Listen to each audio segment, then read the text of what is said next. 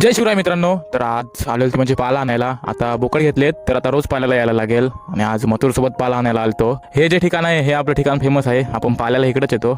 नंतर मग पाला शोधत इकडे आलो आणि इकडे मथुर दगड ढकलतोय. एवढा मोठा दगड त्याला घालेल काय?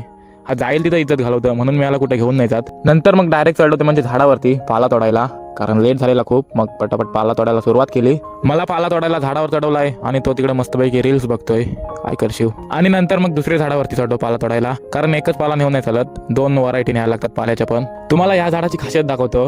ह्या झाडावरती तुम्ही जसे जसे घाव टाकाल कोयत्याचे तसं तसं या झाडामधून रक्त बाहेर निघेल. आणि नंतर मग ह्या झाडावरचा पण पाला तोडून घेतला मस्तपैकी आणि दोघांना पण सेम वाटून घेतला आणि मग वजी बांधली.